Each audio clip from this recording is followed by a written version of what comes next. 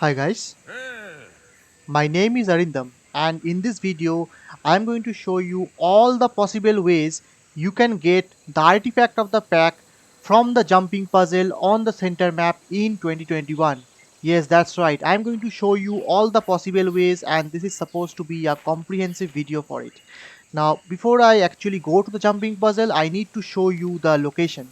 So the location is, let me come here.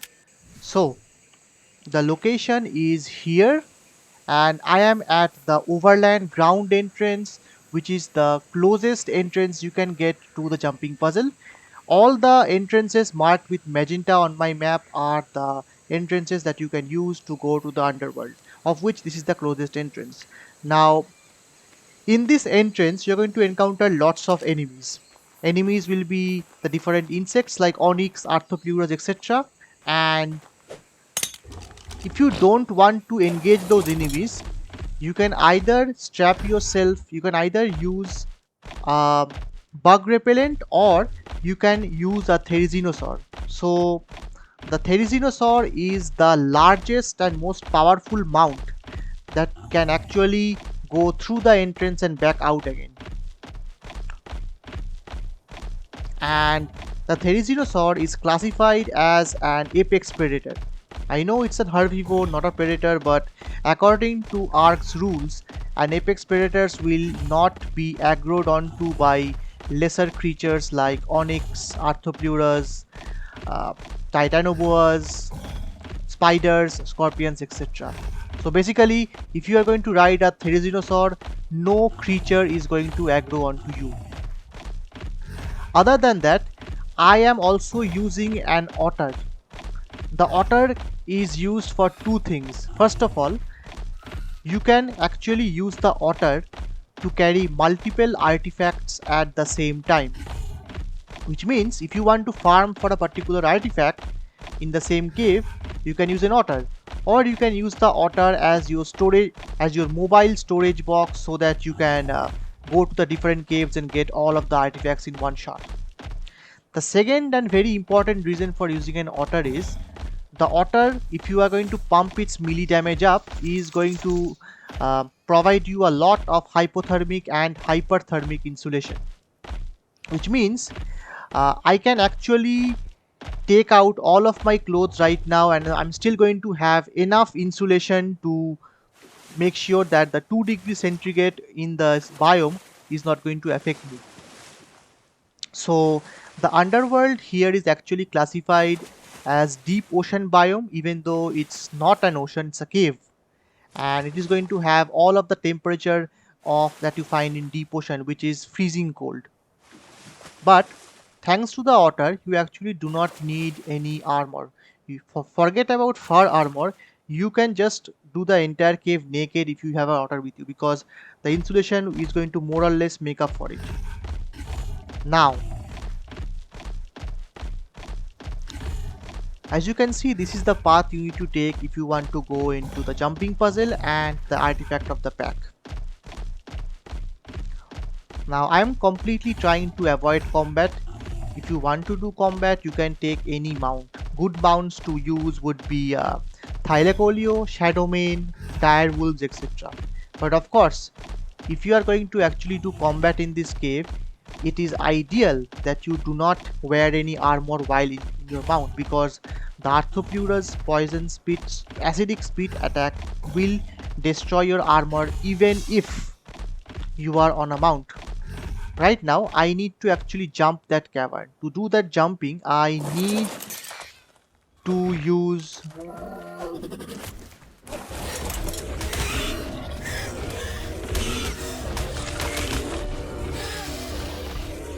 Anyway, the Therizinosaur actually cannot jump.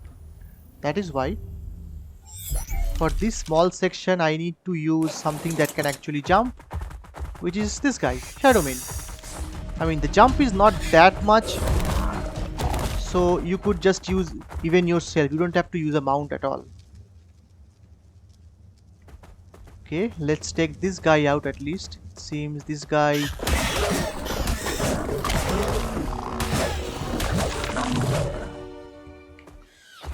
can see,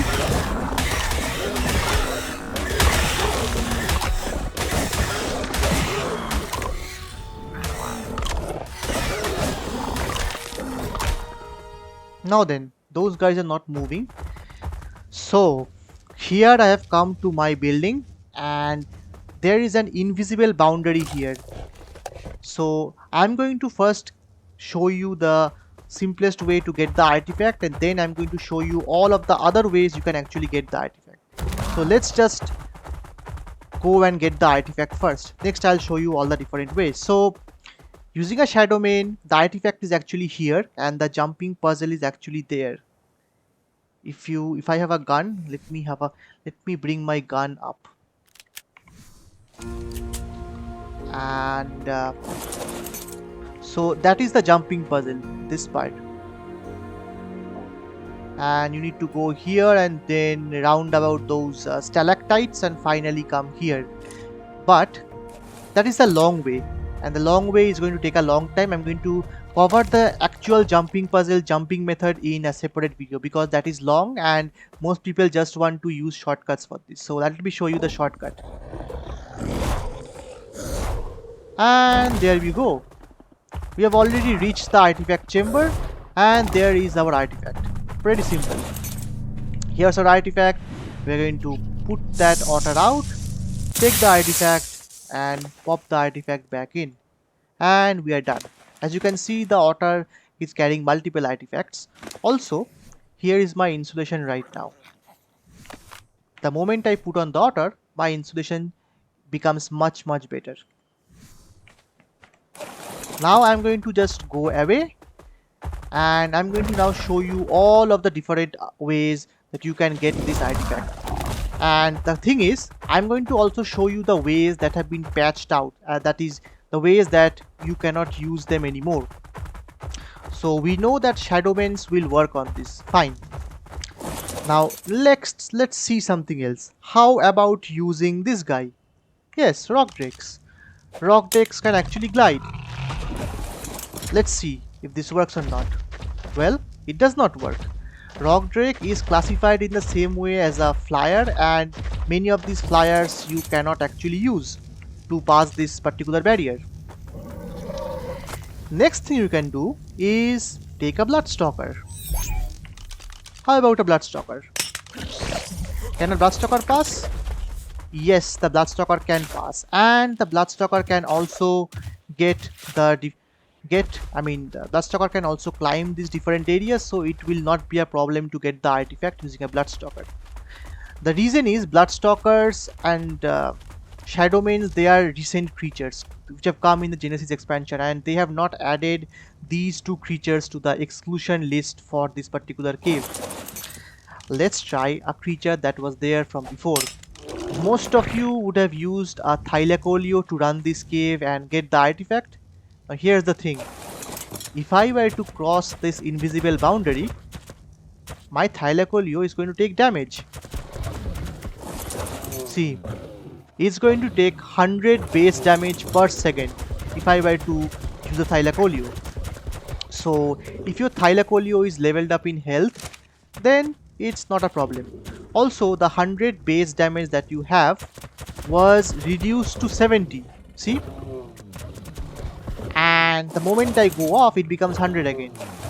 This means around 30 damage is negated by the fact that I am riding it and it is getting the 30% resistance from the rider imprint. But this 100 base damage ignores the saddle armor. So even if you were to have an ascendant saddle, it would not make any difference. Okay, now what other methods can we find? As you can see, I have all the different methods that you can use, and as you can see from my inventory, I'm going to be using all of them for this. So let's try something else. How about cryopods? Do cryopods actually work? What if I were to put this drake on a cryo and try to cryopod it?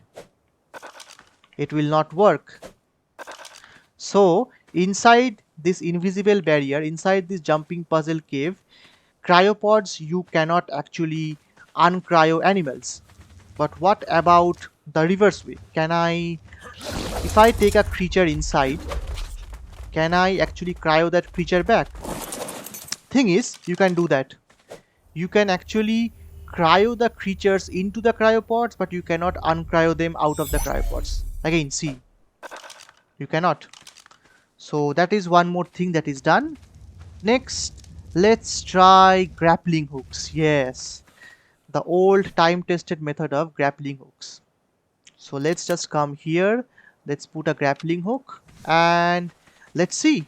Does grappling hook work?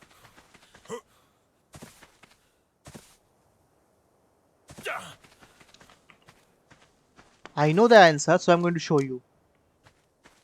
You see this? Can't use this here. You cannot use a grappling hook inside it. But you can do something else. Let's go to the water. Let's go at the very bottom of the water. Now you can actually use a grappling hook. Because the moment you go into the deep part of the water, I think due to some boundary issues, it will consider that you're actually outside the boundary of this particular cave, and hence you can actually use the grappling hook under the water. But over the water, nothing. Even here, you cannot do anything. Only at the very bottom, you can use it. But it will not make any difference because you cannot use grappling hooks at the very bottom of the water. So that's that. Now, what other things can we use? Yes, how about this thing? Yes. This thing definitely works. As you can see, it's already here. I can put one of these things here.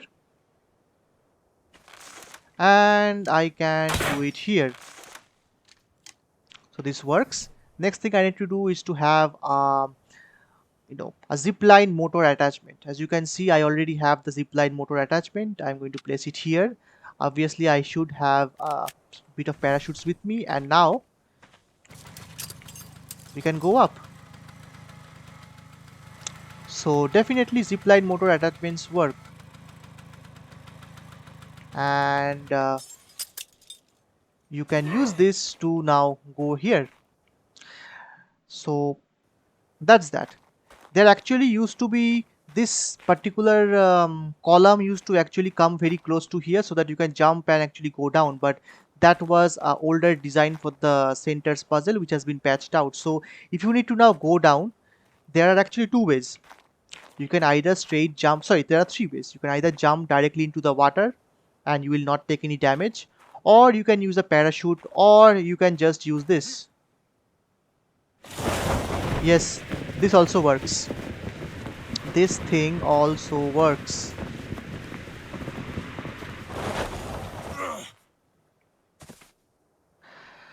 Now, there are some more ways you can do this. Like one of the good things about this jumping puzzle and Arc in general is there are multiple solutions to the same problem.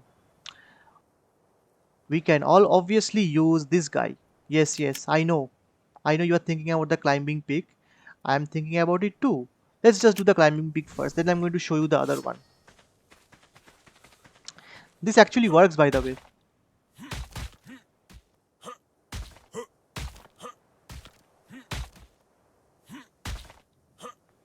Now these items have come from Aberration, and Aberration being the cave map actually allows us to use those things here also.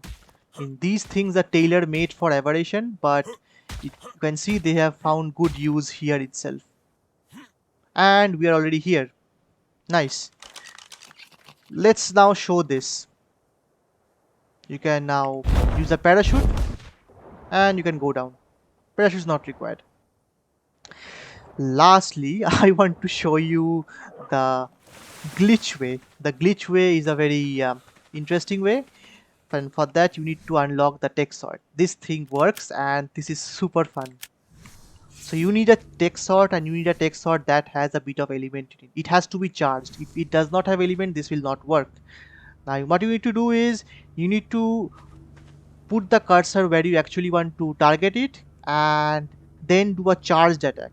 At the before you actually end the charge attack, you need to select this particular ceiling. It can be a ceiling, it can be a wall, it doesn't really matter. But before your charge attack actually ends, you need to place the ceiling. Sorry, you need to actually select the ceiling, and in this way you need to again chain the charge attack by repeatedly doing charge attack followed by ceiling. I'll show you. Done. Done. And we have also gotten another one.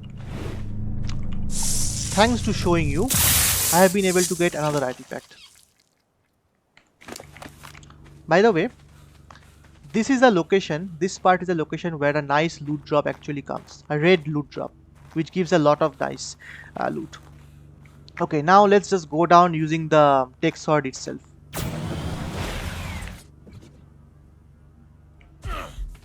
And well, I was so busy in explaining these things to you that I actually didn't time my ceiling thing in the right way. But that's okay. Let's see what other methods are possible. Well, these are more or less all the methods I know of. And this is the classic method. So the entire this cave and the fun and beauty of this entire puzzle is actually traversing this entire maze. It's very difficult, especially because Ark is not a game based on parkour.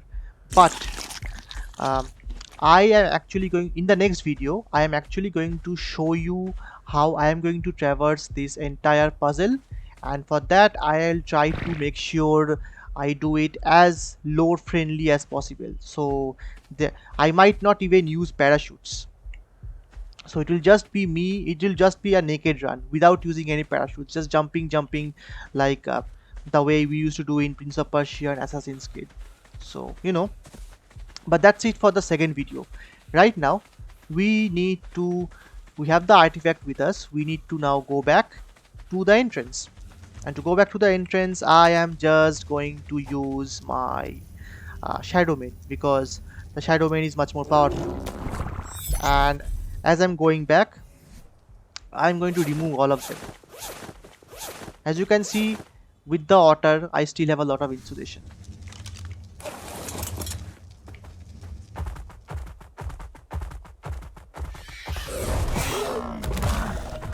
And from here, I hope... Okay, I just couldn't do it, but that's okay.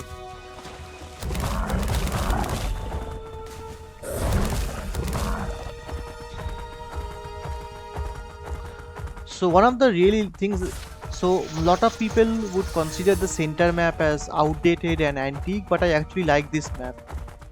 It's actually a map which is very scenic and primeval, and I actually like the design of the different caves.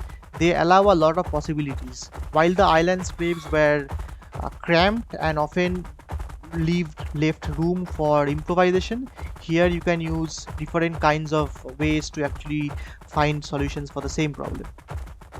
One more thing, one of the loot drops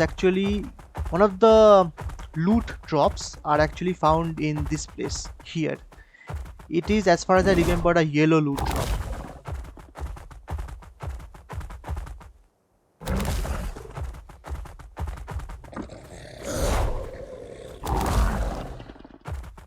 Here you need to actually do a bit of jump, otherwise you cannot let the Shadow Main pass. It's a bit bigger than a Thylacoleo.